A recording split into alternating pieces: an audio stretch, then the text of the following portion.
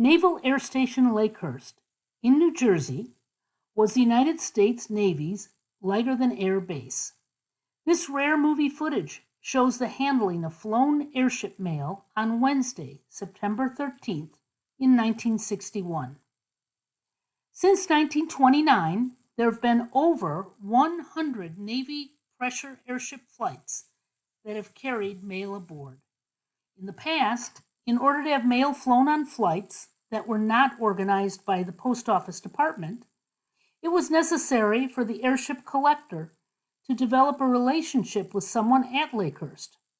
Most often, the philatelist would write to Lakehurst, enclose a self-addressed envelope, and hope that the letter reached someone who would follow up, rather than discard or return their requests. With only weeks to go before the last regular Navy Blimp training flight, stamp collectors and aviation enthusiasts sent self-addressed envelopes to the station post office.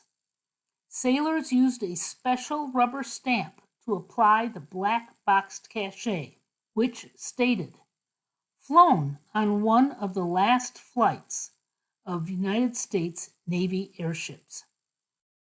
They processed 20,133 pieces of mail. The special envelopes filled 7 canvas mail bags, which were then drawn up and sealed with locks. Naval Air Station Lakehurst celebrated its 40th anniversary on this day of May 13, 1961. The following month, the U.S. Navy ordered the remaining lighter-than-air anti-submarine squadrons, ZP-1 and ZP-3, to be decommissioned by the upcoming Halloween at the end of October. Officers and men alike loaded the precious cargo into the back seat of a 1957 Chevrolet four-door sedan. The Chevy Bel Air was driven out to the mooring circle, taking care to park between the mast and the airship car in case the giant ship had to pivot in the wind. Though Navy lighter-than-air anti-submarine operations had been terminated, 2 airships, ZPG-2 numbers 550 and 561, were to be kept in active flight status. One was retained for classified research, codenamed Project Clinker, which developed gear to track Russian nuclear submarines by their heat trails. A second research effort with Princeton University, called the Flying Wind Tunnel, would use the airship to deploy and test models of proposed vertical takeoff and landing airplanes. Access to ZPG-2 airship was via a floor hatch opening down into the nose wheel well cavity. Once the airship was safely enmasted, the nose wheel would be retracted. A ladder was put down through the hatch, allowing crew egress. If the ship was to remain at the mast outside, the main wheels were clocked 90 degrees to allow the airship to weather vane. The special mail bags were fed around, hoisted up the ladder, and into the first deck of ZPG-2. Access was a bit tight, squeezing by the huge dome that housed the very large antenna. Its enormous size helped make its APS-20 radar sensitive enough to see a periscope many miles away. The number 561 airship had been nicknamed Snowbird during the previous winter's severe cold weather testing, which had at one point grounded all civilian and military airplanes. Command pilot Gerald Kruger was filmed on the flight deck, starting and warming up the ZPG's internally mounted power plants. The Wright R1300 engines could produce 800 horsepower each. A complex gear train allowed either or both of the 16-foot, 3-bladed propellers to be driven by either or both engines.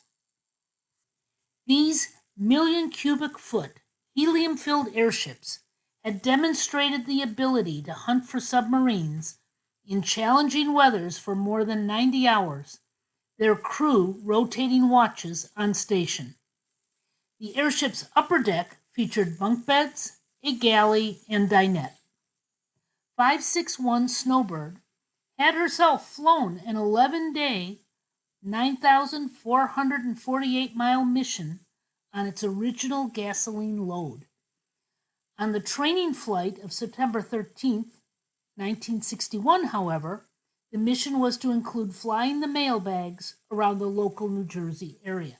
ZPG-2, Bureau number 561, was released from the mast and lifted off from Lakehurst Runway for a flight around the local area.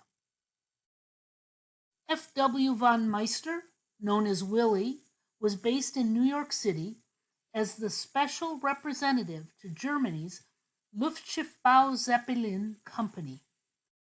Meister had been in charge of much of the mail sent by Graf Zeppelin and Hindenburg to and from Lakehurst in the era of the rigid airship, and he mailed one of the envelopes to J. Gordon Vaith, who had served with Lighter Than Air and was an airship historian. Willie's letter explained, "I'm writing you this note so that you may receive at least one letter that will travel by Lighter Than Air. Probably the last time that mail will be so carried." After the Snowbird's flight, crewmen unloaded the mail via the door on starboard side. The bags were slid down the radome housing the radar's antenna. Sailors then loaded them into a van for delivery to the local Lakehurst government post office and onward to their final destinations. Examples of the mail flown on this mission are bought and sold by collectors at modest prices. Very little remains to be found from this era when the U.S. Navy operated large airships with efforts to attack enemy submarines.